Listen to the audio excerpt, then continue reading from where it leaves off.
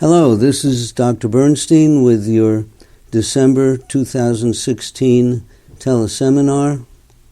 Thanks for joining me and happy holidays.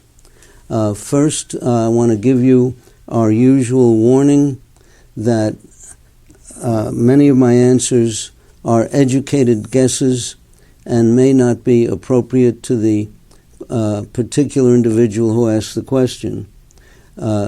The game plan here is to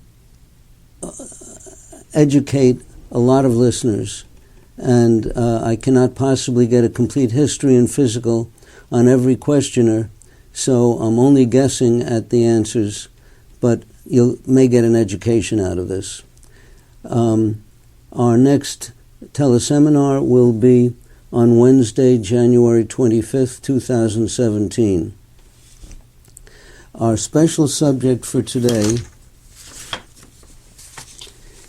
is individuals hold independent beliefs that affect whether or not they accept scientific findings. And this applies especially to physicians. A recent article in the journal Science has the title that I just read to you. It's actually a subtitle. The title is What I Know But Don't Believe. And this we find is commonplace amongst doctors who treat diabetes, especially endocrinologists. And the article in the journal Science points out that many people, not everybody, are more likely to believe things that their associates believe rather than things that are scientifically proven. And we've seen this over and over in the diabetes field with doctors who espouse high carbohydrate diets, fear fats, think that fats are the cause of diabetes and heart disease, where in truth the scientific evidence points to carbohydrates very strongly. In fact, there have been a wave of articles in recent months showing that the fat myth is really a myth, and that much harm is coming to diabetics via the prescription of high carbohydrate diets, and also the avoidance of normal blood sugars. In our next teleseminar, we're going to discuss some more articles that show the origin of or the history of the myth about high blood sugars and high carbohydrate foods are good. Okay, now we're going to get to the first question. You have mentioned thus far that the use of Tresiba insulin should be twice daily. Why twice a day as opposed to once a day? Well, first of all, Tresiba insulin is probably the longest acting insulin that we have available at this moment in time, which is the end of 2016. It will, for a person who makes no insulin at all, last perhaps 3/4 of a day before it starts tapering off. So for type 1 diabetics, or anyone who's lost almost all of his beta cells, twice a day injections are necessary. It just doesn't last long enough to cover the whole day. There are some individuals, like type 2 diabetics, who are still making a fair amount of insulin but need a little bit of help, who can get Tresiba once a day. For example, I have type 2 diabetics who need some help over the part of the day that they're having meals.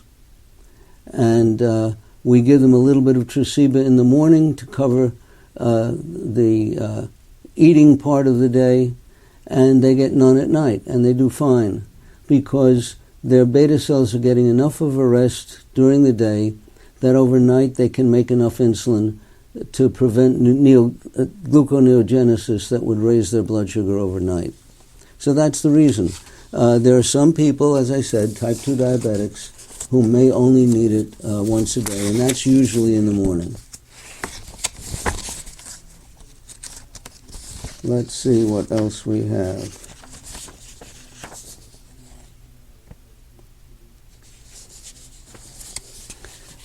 The next question is, for type 2 diabetics, will elimination of the insulin resistance, which is usually caused by obesity, eliminate the diabetes? Well, it's a very good question, and it depends on the individual. I think there are extreme cases where indeed this will happen, and I've repeatedly mentioned that of a friend of mine who had rapidly gained 100 pounds, became diabetic, was injecting 100 units of insulin a day, and then rapidly lost the 100 pounds, and at least he claimed he was no longer diabetic. Now, he was not a patient of mine, so I can't verify the result, but that kind of dramatic, great onset of weight could possibly transform someone who is on the border into the diabetic range of blood sugars, and taking the weight off might undo this. But that's an extreme situation. Most type 2 diabetics are making the same antibodies and have similar genetic makeups to type 1 diabetics. This is relatively new information, but there's a lot of similarity in the immune systems, except that the type 2s have more beta cells remaining. So if you take a person who is type 2 and, well, let's take this situation. Say that a non-diabetic makes 3 times as much insulin as he'll ever need. And let's say a person gains enough weight so that he needs 4 times as much as the average person, or as he was making before. That weight gain will take him over the line, and he won't be able to make enough insulin to compensate. But if he loses that weight and goes back to making 3 times as much as he needs, he may no longer be diabetic. But for the bulk of type 2s who are not grossly obese, it's not likely that they're going to reverse the disease.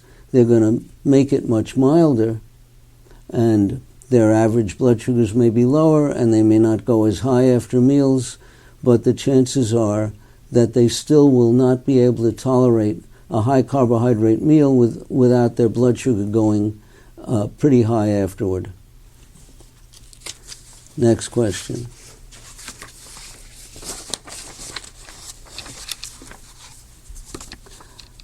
I am a certified diabetes educator with the local health department. I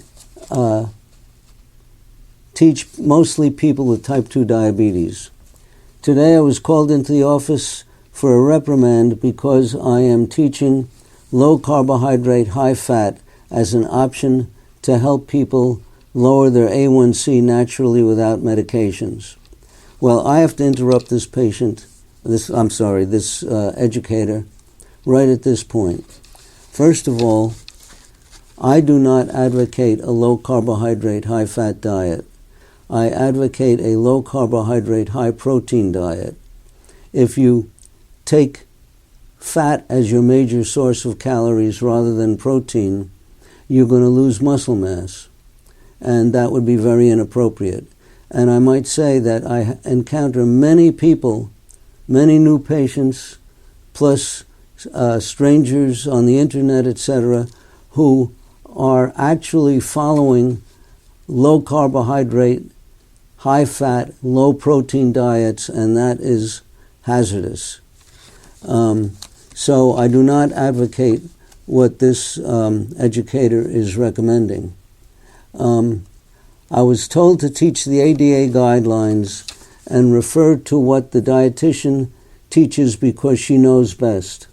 How can I get our state personnel to realize the ADA recommendations are not evidence-based and there's a better way to do it? Well, what I would recommend, first of all, is that you switch from low-carb, high-fat to low-carb, high-protein.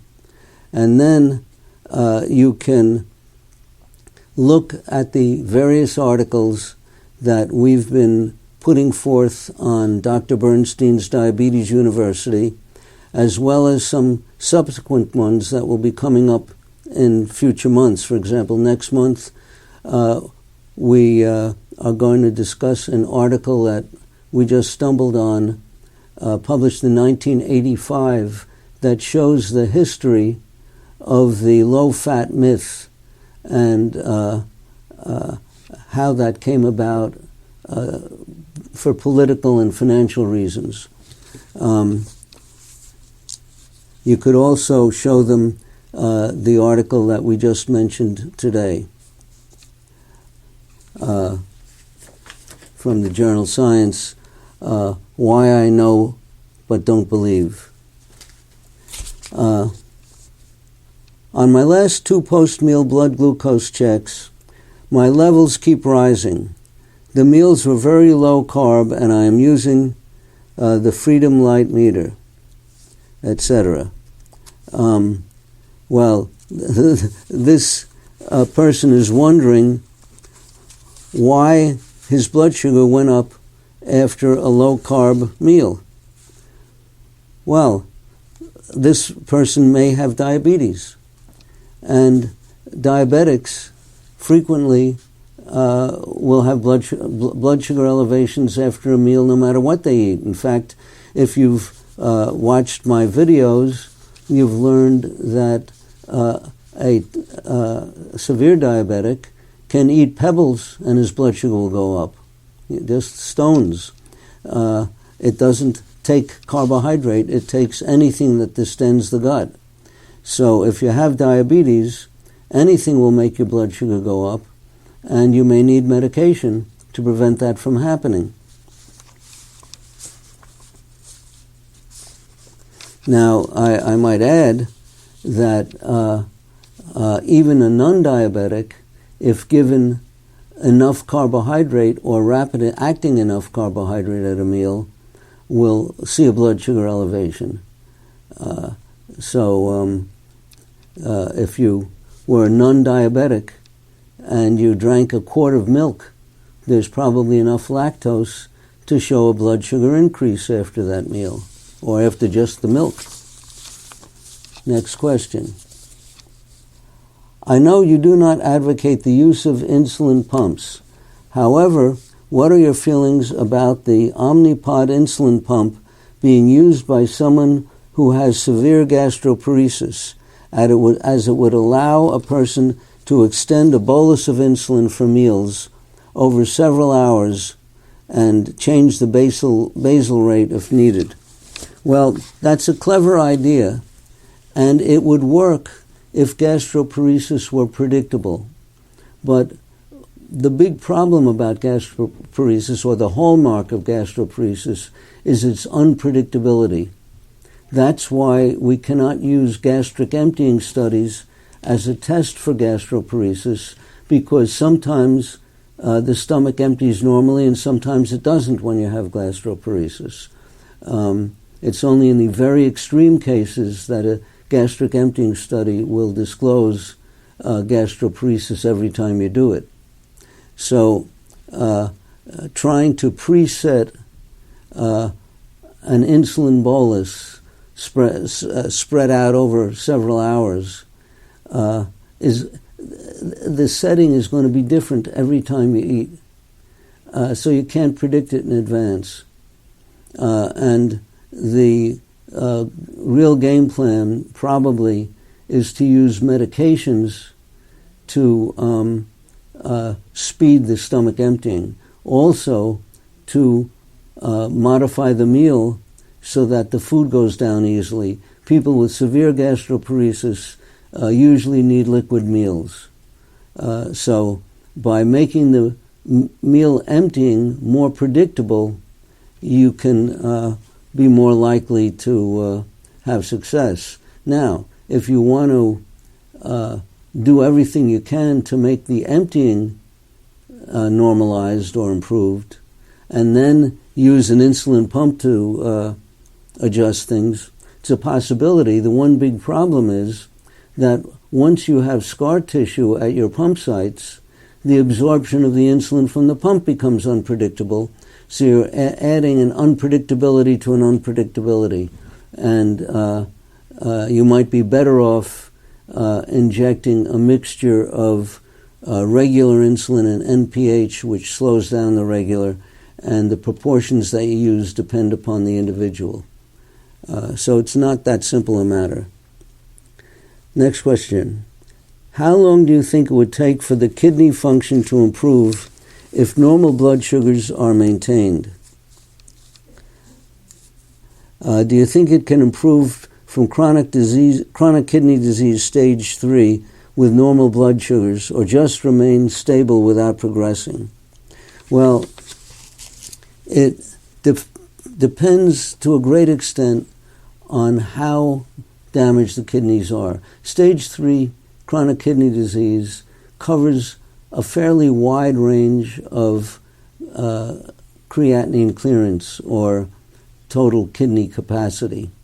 And if your creatinine clearance, let's say, is around 50 or above, I think that it's possible to reverse the diabetic kidney disease with normal blood sugars. Not for all of them, but for some of those people. If it's under 40, I'm quite certain that you cannot reverse the chronic kidney disease. But I've had people come in with advanced renal disease, creatinine clearance in the 30s, and kept them stable for years, where just by normalizing their blood sugars, their kidney function doesn't seem to deteriorate. And I might add that part of this is to use a high-protein diet, because you can't have normal blood sugars with a high carbohydrate diet that many doctors recommend. And it's the high blood sugars that destroy the kidneys. So it all depends what your creatinine clearance is. And then it's a matter of statistics. What diet can my husband follow who is type 2 and now with stage 3 kidney disease? Sounds like the same question. We don't want to add more medications. Well, I just gave the answer about the diet, namely high protein, low carbohydrate. And not wanting to add medications when you're dying of kidney disease is sort of frivolous. If I were dying of advanced kidney disease, I would do anything that I could to prolong my life. And certainly taking insulin or any other med that would prolong life would be my choice. I don't know why this wife doesn't want her husband to have medication, especially in a life and death situation.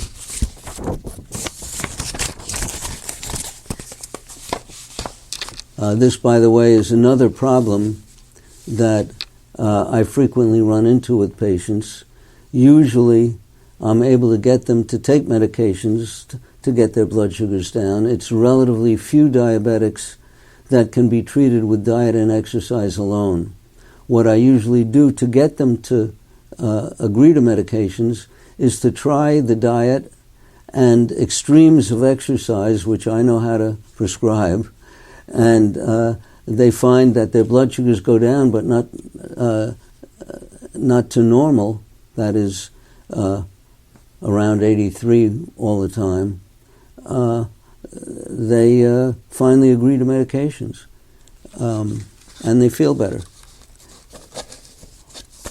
Why do you count the carbs in grams and the protein in ounces? It's because protein is sold in ounces usually. You don't catch a fish and find a label that says how many grams he weighs, and it's easy to weigh a fish in ounces. It's also easy to estimate protein portions in ounces. For example, just one moment. I have in my hand a 3 1/4 ounce can of tuna fish, an empty can. So I know that something about this size, if it's not steak, which is denser than fish, would give me about 3 ounces of fish.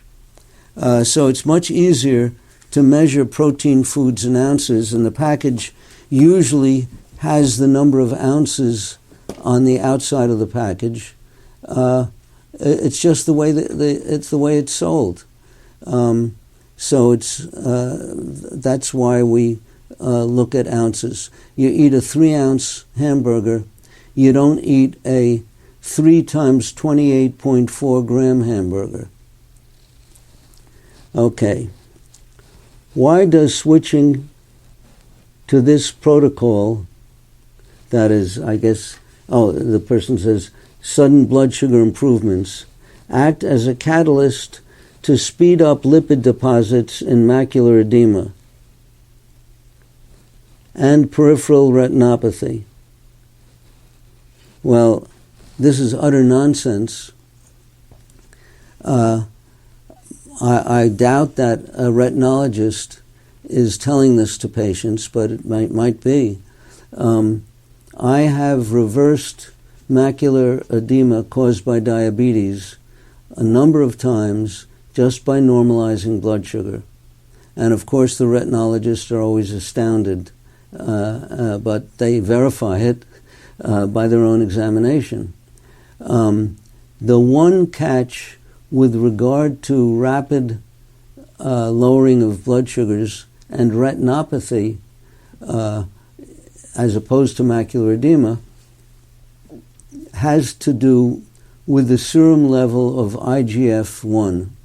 This was something that was pointed out years ago by Ernst Chantelau, a very knowledgeable professor in Germany.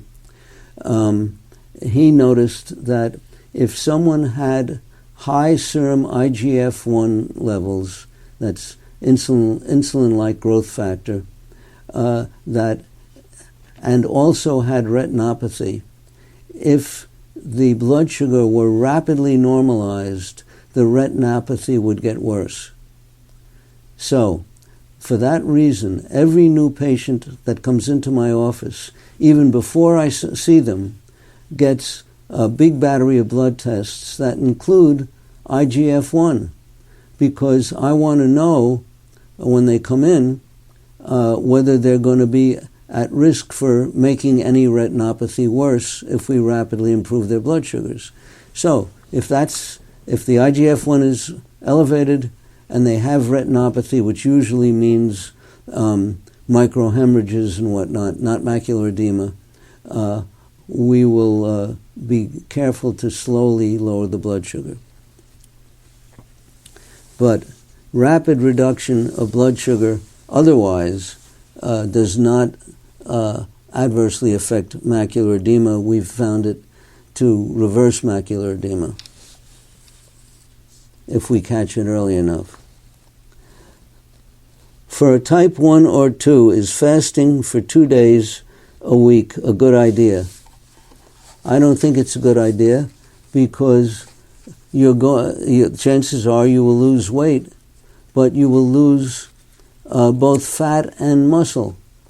And the chances are that you'll lose more muscle than fat. at least in terms of calories. So why would you want to reduce your muscle mass?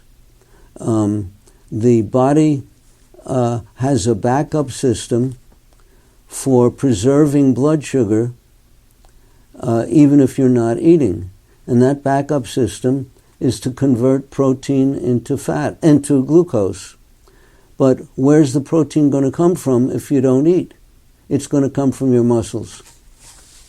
So, tain't a good idea.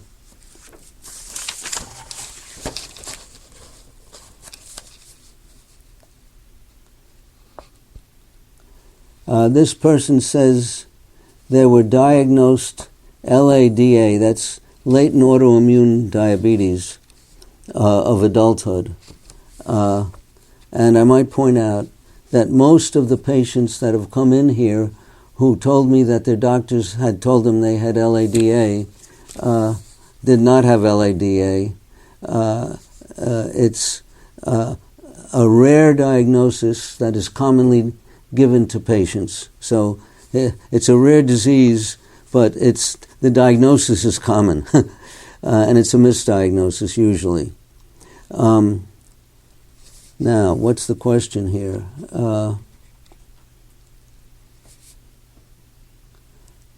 I am antibody negative and very little basal required on insulin pump. Do you think this is really LADA? I have a 5.3 A1C. Currently on your diet, A1C has been as low as 4.9. My endo wants to call it type 2 now. So the endo read my mind. I don't think it's important what you call the disease, and I've said this over and over. It's important to treat the blood sugars and to keep the blood sugars normal. And that means even after meals. So what you call it doesn't matter. You do what works. As Yogi Berra could have said, what works, works. And it could be diet and insulin, it could be exercise, could be certain oral medications. You do whatever it takes. And it doesn't matter what you call it. On Farxiga, 10 milligrams, I guess, per day. Can't use glucophage or Victoza. Blood sugars plateaued for 2 months. Average 12-point rise 2 hours after meals and 20-point rise overnight. Last A1C was 6.6. Doctor is satisfied. Won't put me on any other meds. How do I get normal blood sugars? Do I have to wait another 6 months until I lose the rest of my excess weight? Well, your doctor does not believe in normal blood sugars. So what do? You could either collect all the literature that we've been promoting from the scientific journals over the past few years, or that look at my videos, which have many of these articles, or you find yourself a new doctor. And we've been through that before. Probably the best way to find one is to ask your neighbors and friends if they have a kindly family practice physician who would be willing to consider the preferences of the patient. There are many doctors that are fearful of violating ADA guidelines, that if they got sued, they would not have the ADA behind them. But these are not physicians who are thinking about the needs of the patient. Next question. My question regards exercise and its effect on raising blood sugar and how high it should get and how quickly. Well, this person then gives examples of how his or her blood sugars go up after exercising. There's no rule that says that your blood sugar should go up after exercise and it should go up a certain amount, and how long. What we try to do is prevent it from going up after exercising, and that may require a variety of treatments for different individuals. For example, if you exercise in the morning, there's more of a chance that your blood sugar will go up than if you exercise in the afternoon. So for those people where there's a difference, we have them exercise in the afternoon. If they cannot exercise in the afternoon and can only exercise in the morning, and they're type 1 diabetics, we might give them insulin injections to cover the exercise. One injection of a small amount of rapid-acting insulin, maybe a half hour before the exercise, might do the trick. For some people, a rapid-acting oral agent like fast-acting glucophage a couple of hours prior might be the trick. It's trial and error what you do to prevent the increase. A common increase in exercise we see in children who partake in team sports, where when they're doing practice, their blood sugars don't go up, but when they have a real game, the anxiety raises their blood sugars, and we give them propranolol, a beta blocker, to prevent the effect of epinephrine, their own epinephrine upon their blood sugars. So there are tricks to prevent the increase. You don't want to seek an increase or expect an increase, you want to prevent it.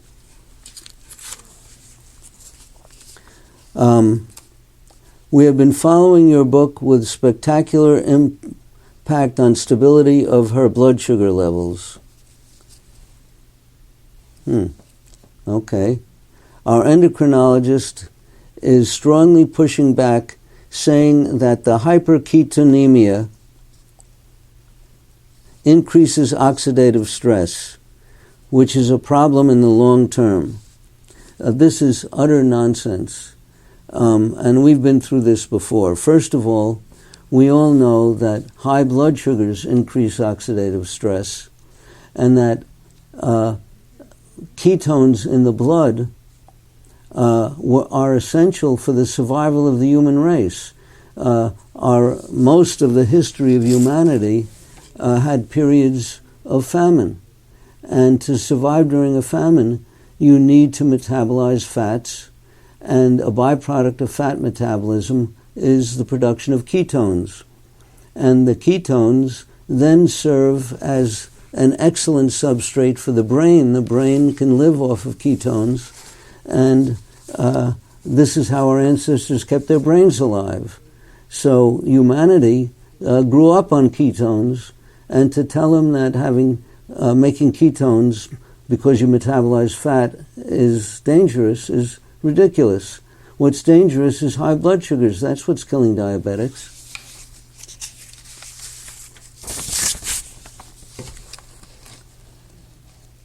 Let's see.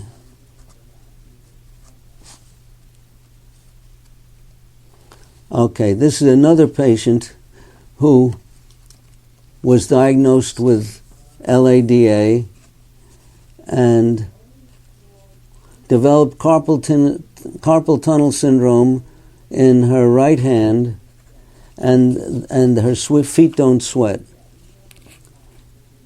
As I move my A1C lower against doctor's orders, is there a good chance my feet will recover and hands stop tingling? Okay. The feet are, if you have really normal blood sugars, what I've seen over and over is that numb feet recover. But they usually go through a period of what's called nerve resprouting that can result in what podiatrists call lancinating pain, utterly severe pain, but it's over in a couple of months when the nerves fully heal. So indeed, we could get recovery of the nerves and restoration of sensation eventually. Now, as far as the carpal tunnel syndrome goes, that is not caused by neuropathy. although many doctors may think so. It's caused by glycation of collagen in the carpal band. The carpal band is a band of collagen around the wrist that protects the underlying arteries and nerves. And when blood sugars are high, collagen gets glycated. Glucose sticks to it, makes it stiff, makes it get thicker. And it presses on the median nerve in the wrist, causing the tingling or pain or even paralysis. And this is different than neuropathy. Normalizing blood sugars does not get rid of the glycated collagen, because collagen has a very long half-life in the body. In a young, healthy adult, non-diabetic, collagen has a half-life of 15 years. In an older person, it might have a half-life of 30 years, so it's going to be around a long time. And we do have a trick for treating this. I've only started to use it, so I cannot be absolutely sure that it's going to do the trick. I've used it for another condition, another complication of diabetes called Dupuytren's contracture, and that's a mixture of collagenase, which is an enzyme that dissolves collagen, mixture of collagenase and DMSO that gets applied to the skin around the carpal band, and it gets absorbed through the skin, reaches the carpal band, and dissolves the collagen. This will probably work. We usually put in, let's see, just have to think a minute, 8 parts of DMSO to 1 part of collagenase. The purity of the DMSO can be about 99%, doesn't have to be 99.9 or 99.99. What the plain 99% DMSO is adequate. Should be, all of this should be prescribed by a physician. There are some hazards to using this frivolously, so you should be under a physician's care for using this stuff. Possibly a specialist in sports medicine or rehabilitation medicine may be the doctor to see. Let's see. Next question. Top endocrinologists in my state believe all diabetics over the age of 45 should be on statins. Is there a definitive study or two that I can show them to change their minds?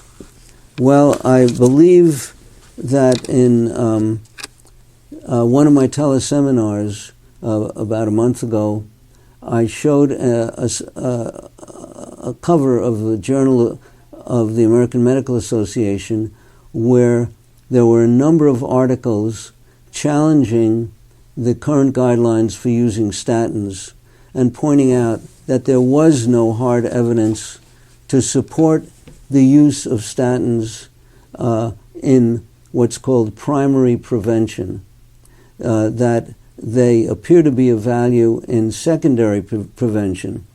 Now, secondary prevention is people who already have heart disease. Primary prevention is people who don't have heart disease.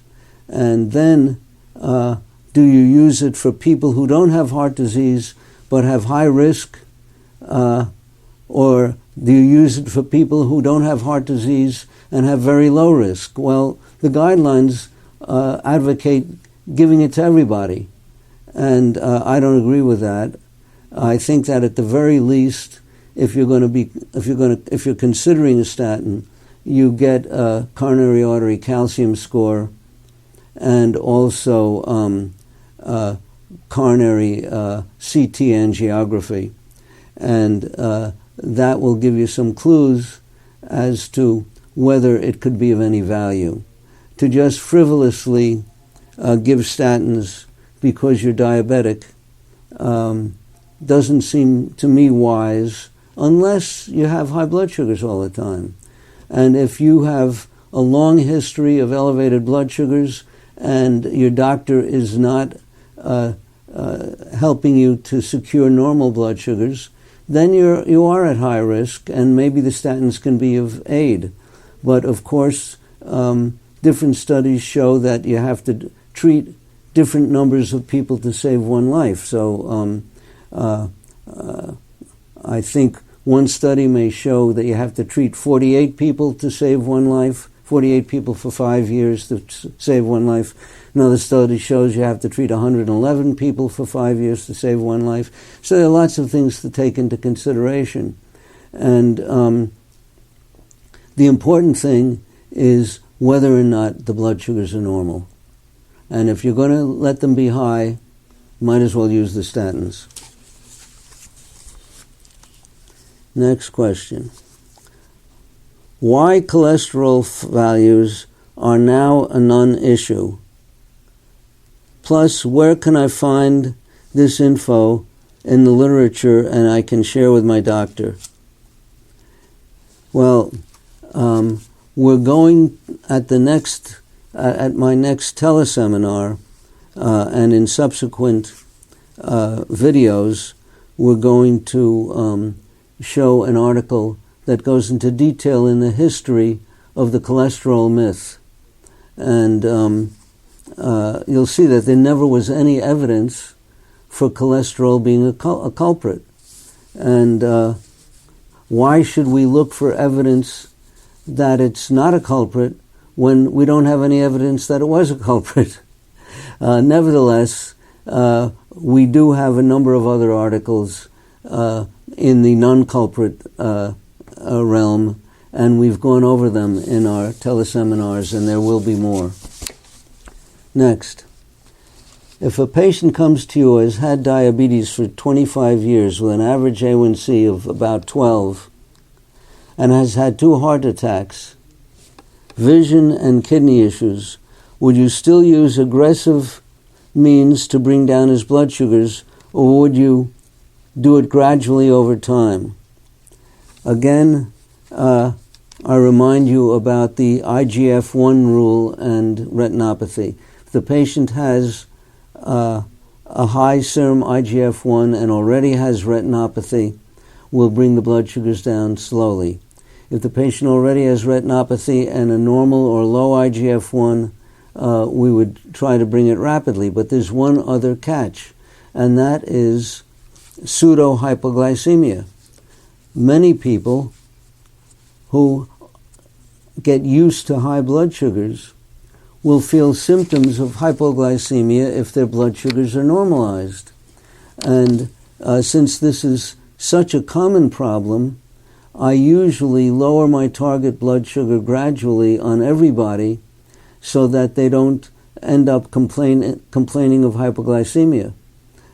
By the way, the most common complaint is hunger. So if the average blood sugar's been 180 and you suddenly bring them down to 120, they're going to be hungry and very possibly have other symptoms of hypoglycemia. So we might go from 200 down to 160 or 140, and then do it gradually so that they don't experience signs of hypoglycemia. And it's really a pseudo-hypoglycemia. It's the symptoms without a really low blood sugar. Do you have anything special you do to help your patients keep their New Year's resolutions of trying to take better diabetes care? Well,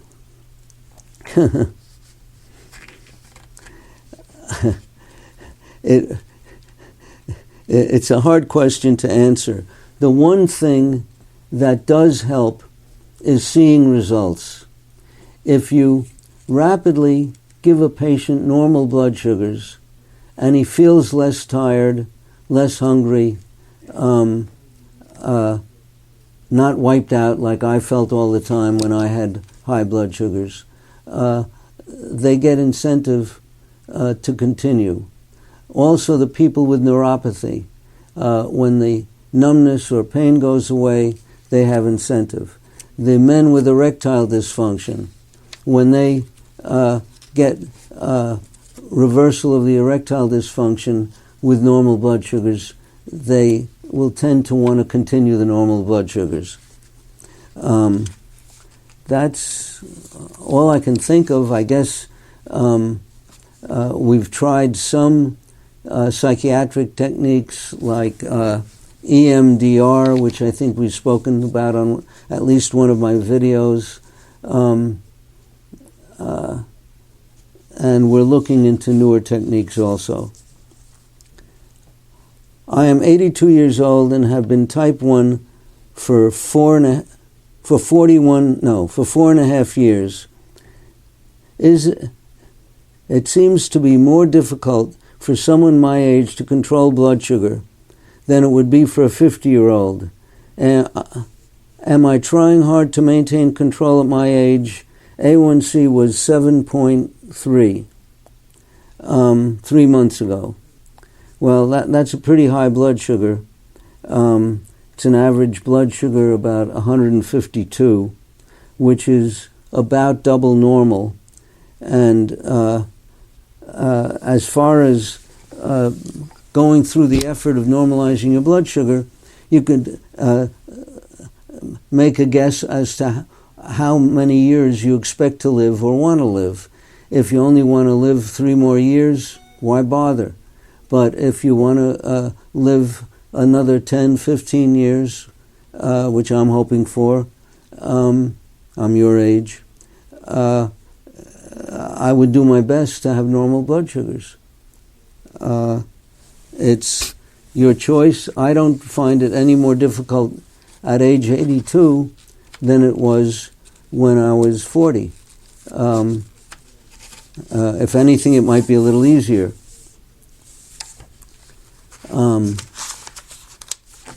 Next question. Have you ever seen an elevated SED rate in diabetes?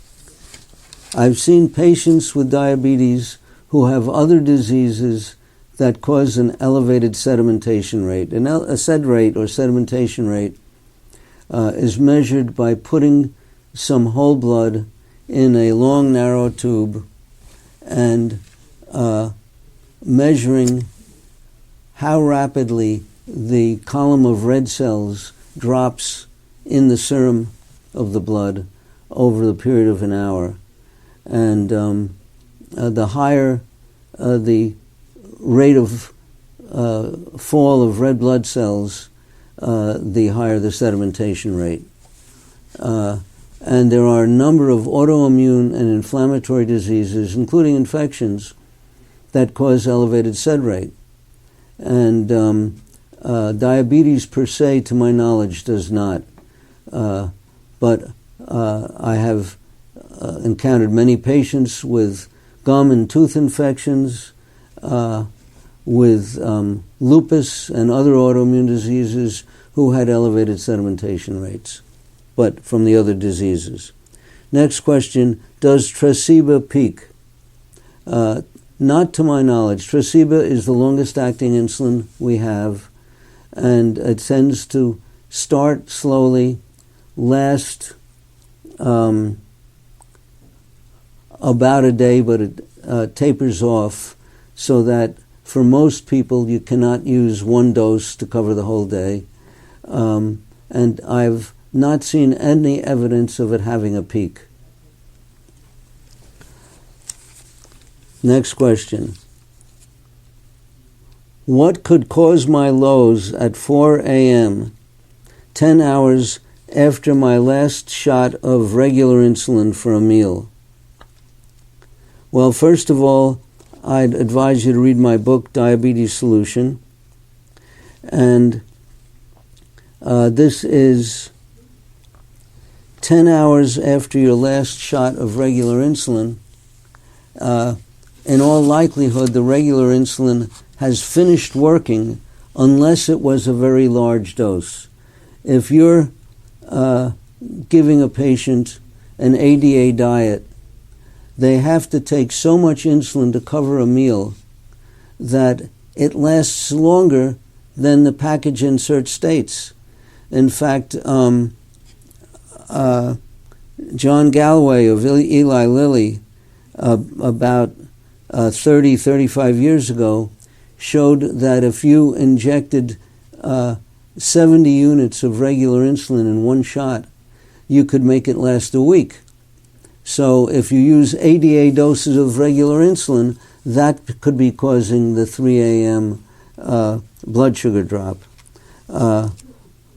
Another cause could be taking too much Tresiba at bedtime. That's a possibility. And offhand, I can't think of anything else. Or you may have been exercising before bedtime. That could do it too. What are the best foods to eat before going to bed so that levels remain balanced during sleep? This is perpetuation of an ADA myth. The ADA still advocates 1 shot a day insulin, not for everybody, but for many, where they're covering all the meals with 1 shot of long-acting insulin, and and in effect, it's forcing people to eat to cover the insulin. They're given a very high dose of insulin, and they're forced to eat all day, including at bedtime, or they're going to go down overnight.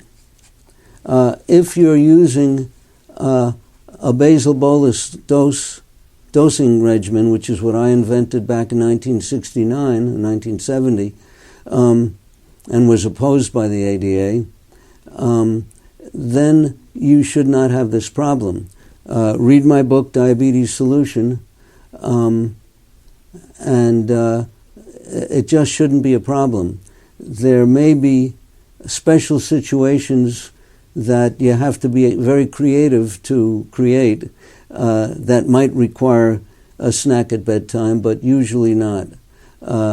Usually the only people I have who snack at bedtime are kids who get hungry, and we actually have to give them insulin to cover the snack.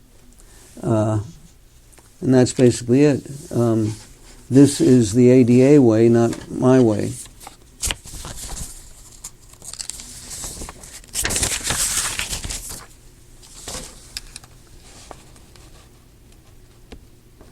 Does no serious complications after 50 years of diabetes indicate that my treatment regimen is good, even if it is less strict than yours?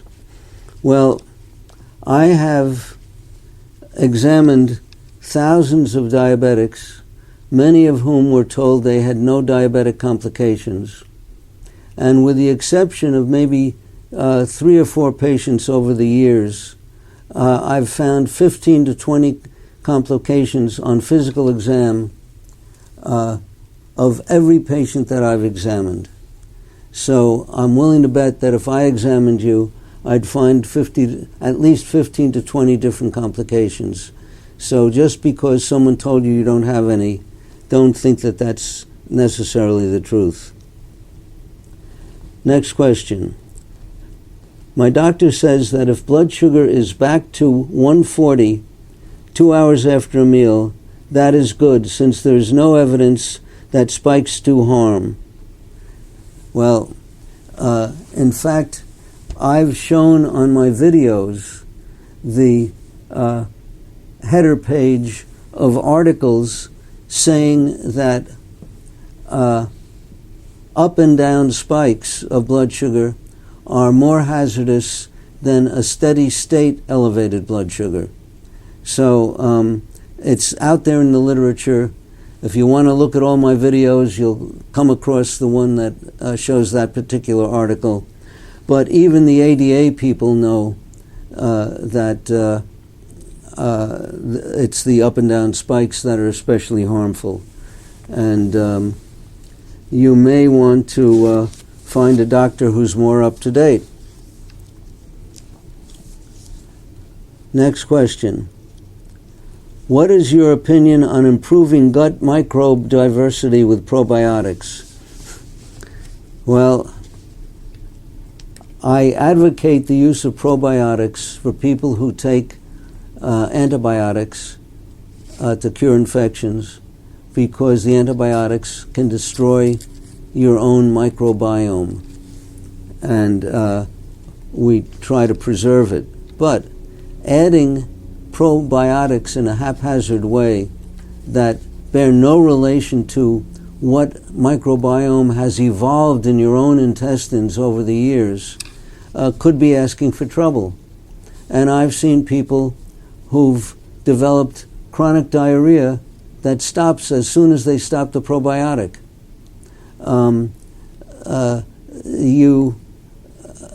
In normal situations, you develop intestinal flora from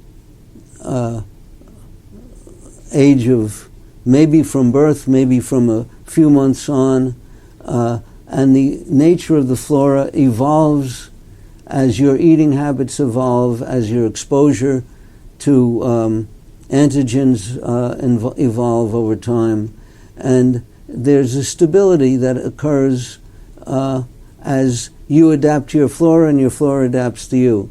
And to introduce something new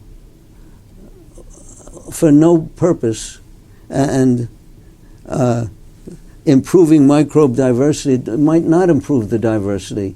It might change the nature, and it might not change the nature of your flora in the right direction. So why take chances? Again, there are lots of myths out there, and people are taking all kinds of treatments that, for mythical reasons.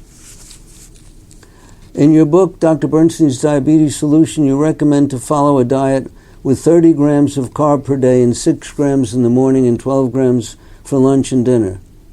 Well, these are maximums. These are not recommended amounts. And they're based upon securing vegetables. I don't recommend carbohydrates for the sake of carbohydrate. I recommend vegetables and limiting the amounts to 6, 12, and 12. In your practice, did you observe if the weight and size of a person can influence a higher or lower need of carbohydrate for energy? Well, I'm not giving them carbohydrate for energy.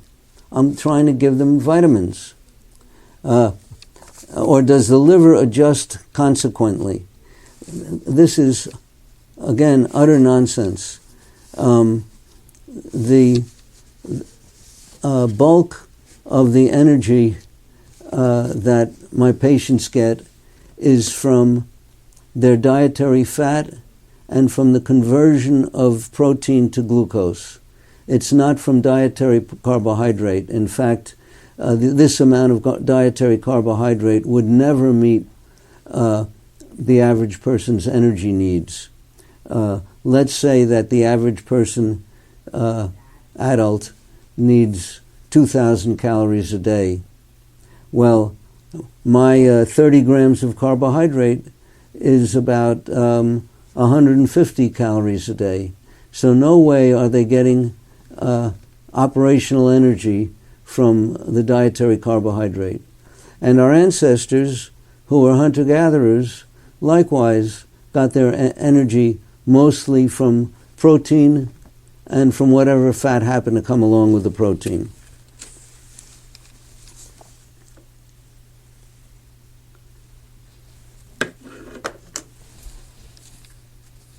Type 2 using 7 and 6 units of insulin daily. I guess that's twice a day, long-acting.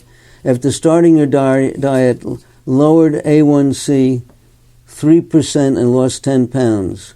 Now I have a lack of energy.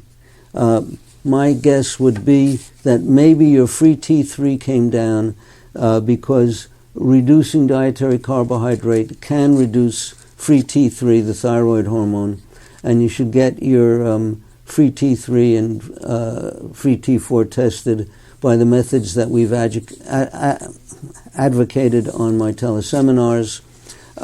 It could also be that your blood sugars are too low, then you're getting hypoglycemic, and maybe that's why you're tired.